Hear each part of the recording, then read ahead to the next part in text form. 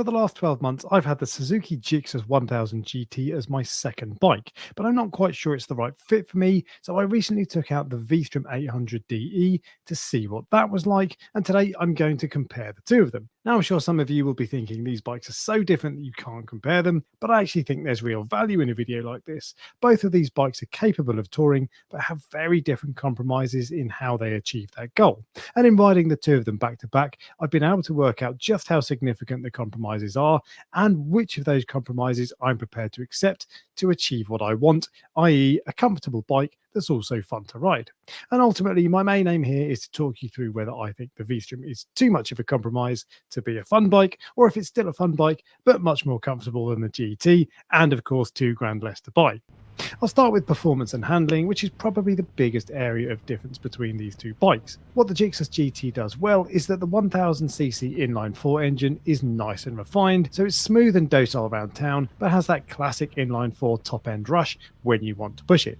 It has 3 riding modes, but I only ever use the middle of the 3 because I find it to be the Goldilocks zone, i.e. not too snatchy at first twist, but it still gives you the beans when you want it. The engine does have some grunt in the low to mid range, and I certainly wouldn't say it's slow. It is a litre bike after all, but I've heard people describe it as quite a torquey engine, which I don't agree with, although it's worth noting that I'm used to riding really grunty bikes, and my last 2 bikes have been an MT10 and a Super Duke GT. And I find that the GT has enough power low down without ever being really exciting, and really it's not until 7,000 or 8,000 RPM that things start to get spicy.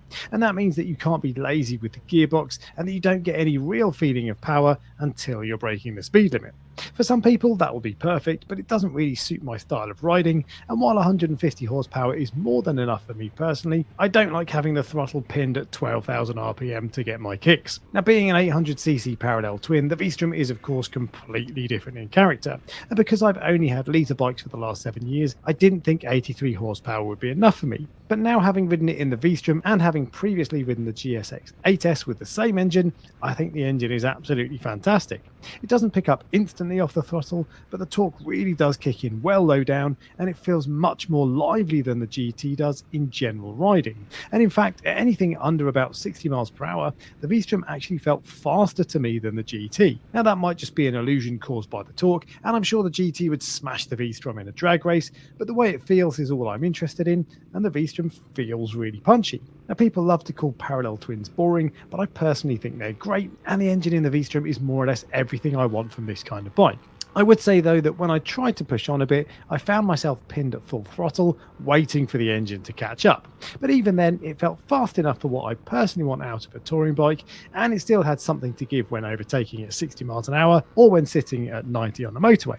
It's not a super fast bike by any stretch of the imagination, and if power is really important, the GT is clearly the better bike, and in fact if this was my only bike, I think I'd want a bit more juice than the V-Strom has.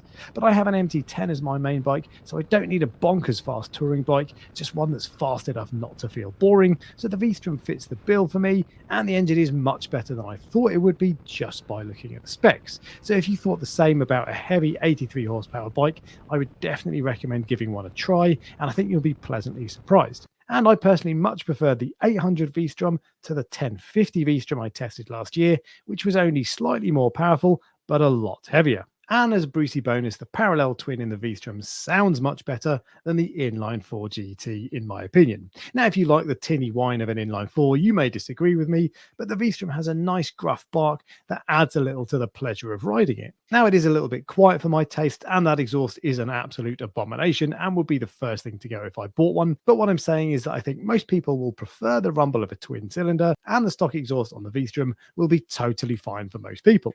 As far as handling goes, the GT is a fun bike that sweeps through corners and flicks side to side easily enough, considering its 230 kilogram weight. It has quite a long wheelbase though, so it feels more stable and less playful than something like a Super Naked, and if I ever want to go out for a fun ride, I never choose this over my MT10.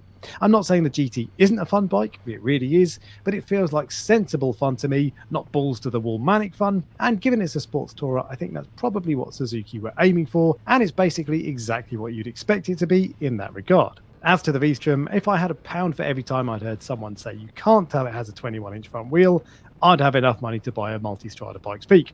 And of course, that's absolute rubbish. You absolutely can tell it has a 21-inch front wheel, and it is much slower to tip in at first. And while it can tilt from side to side, it's certainly not flickable by any stretch of the imagination. And for me, it feels every bit the tall, heavy adventure bike that it is. But with that being said, I still find it fun to ride. It's not the kind of bike you'd want to take on a track, but it's still good fun to ride, and it leans into corners with enough enthusiasm for an average rider like me. And while it simply doesn't have the handling chops of the GT, I didn't feel it was overly compromised in that department. Again, I might feel differently if this was my only bike, because a chuckable sport bike really is just such good fun, but this felt fun enough that I don't think I'd just see it as a practical tool to do a job, and I still think most people would enjoy riding it. Now, the brakes on the V-Strom are worth mentioning quickly. They're totally fine and stop the bike well enough, but the long travel suspension really does dive under anything other than light braking. Now, that didn't bother me at all on the test ride, but it does make riding with a pillion more awkward.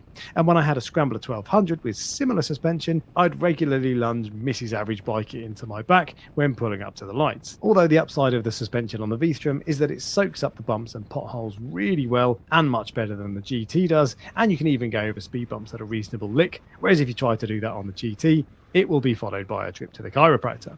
And just going back quickly to weight, they do both feel heavy, and that of course affects the handling, but unsurprisingly you notice it a lot more with a taller V-Strom than you do the GT. And while both bikes are awkward to wheel around when you're not moving, I felt much more likely to drop the V-Strom than I did the GT, and the V-Strom really leans over a long way on its side stand to the point that it looks like it's about to fall over.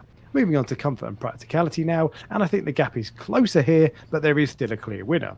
Out of the box, I found the GT to be totally fine on a 1 hour test ride, but less so the more I rode it. At 6'1", my legs are bent back a little, but my knees weren't aching after the test ride, and the handlebars felt like a super naked to me, nice and upright, with no weight on my wrists, but I didn't find it so comfortable after I bought it. I get shoulder ache after a little over an hour in the saddle, the seat isn't very well padded, and the leg position feels more cramped than I remember from the test ride. I've since bought bar risers that have cured the shoulder ache, and a comfort seat that has a lot more padding and is 20mm taller, so should give me a slight improvement to my leg bend, although I haven't been on a long ride with the new seat yet, so I'll have to report back after I have. Now, ergonomics are very personal, and there are plenty of reviews out there that say the GT is a comfortable long-distance bike. But so far, I'm finding it the kind of bike I like to be on all morning, but not all day, and that's really why I'm considering my options here. The wind protection as standard is decent, and the screen isn't too loud, but it was still a little blustery for my liking, so I upgraded to the Puge touring screen, which is brilliant for high-speed distance work on the motorway. And the GT also has cruise control as standard, although heated grips were a £400 optional extra, albeit one that I think is essential, and my dealer actually threw them in for free with the bike anyway. The GT has optional panniers that you can just about fit a large showy GT Air 2 in, but it has no option for a top box, as Suzuki doesn't think it's appropriate for this particular bike, so you'll need to go aftermarket if you want a boot. Moving on to the V-Strom, and legroom of course is much improved. The seat is considerably higher and the pegs considerably lower, and I found it a very natural, relaxed riding position. And because it's quite a tall bike, you have a lovely high riding position, so you can see much better ahead, and it just feels good being high up. The handlebars are also noticeably higher and further back, and I would anticipate this being much more palatable on long journeys than the GT. Although if anything, the bars were a little too far back for me, so I'd want to roll them forward slightly, which you can of course do just by undoing a couple of bolts. The seat has a lip at the back that actually felt like a backrest, and it had enough padding to be comfortable enough for me, at least for the hour I was on it. The wind protection though is frankly a bit pathetic, and I would want to upgrade the screen immediately. It felt like riding a naked bike, and I wouldn't want to do any distance at all without a bigger screen. And it's worth noting that the screen on the GT is non-adjustable, whereas the V-Stroms can be adjusted, albeit you'll need to get your Allen keys out to do so. The fuel tank on the V-Strom is slightly wider than the GT's though, so it will keep more of your knees and legs dry in the rain, although the GT is totally fine in that regard, to be fair to it. Now, you can't stand up while riding the GT, but you can on the V-Strom, although at 6'1", I found myself leaning forward to the bars when I did so, but it was still comfortable enough to give me a bit of a break and stretch my legs on a long journey.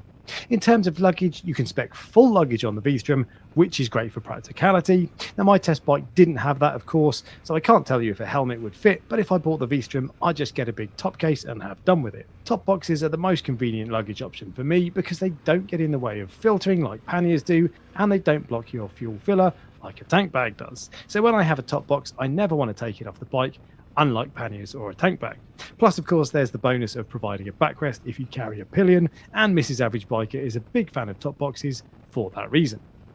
Now, the V-Strom doesn't come with heated grips or cruise control, and annoyingly, cruise control isn't even an option. I think I could just about put up with that, but cruise is just really good to have on long journeys or when you're on a stretch of road covered in average speed cameras. And for me, that's the first thing I've mentioned that makes me think twice about this bike. It's fast and fun enough, and it's great for comfort, but having no cruise control will be a potential deal breaker for some people. Ultimately, though, the V-Strom wins on comfort and practicality, and my only real reservation is that I'd like to spend more time on it before shelling out 5 figures. But it did feel like the kind of bike I'd be happy on all day, subject to a few petrol stops.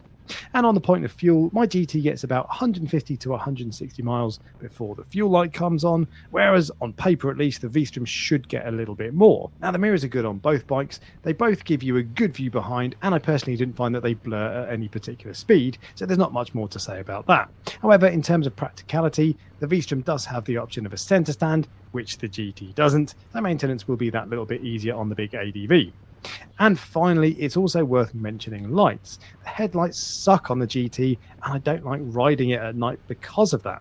I have seen some people mount auxiliary lights to it, and I'm going to give that a go myself soon, but my Suzuki dealer said they've tried before and failed, so it's probably a more fiddly job than most people will want, whereas the V-Strom has factory option auxiliary lights, and it's much easier to fit aftermarket lights to the crash bars if you want to save a few quid, so the V-Strom wins hands down in terms of night riding. And last but not least, we have looks. This is of course subjective, but I don't think I'll get many arguments when I say the GT is better looking than the V-Strom. Now I prefer this DE version of the V-Strom to the RE because it does at least look a little badass with its taller stance and big front wheel, and I actually don't mind the blue and black colour scheme of my demo bike.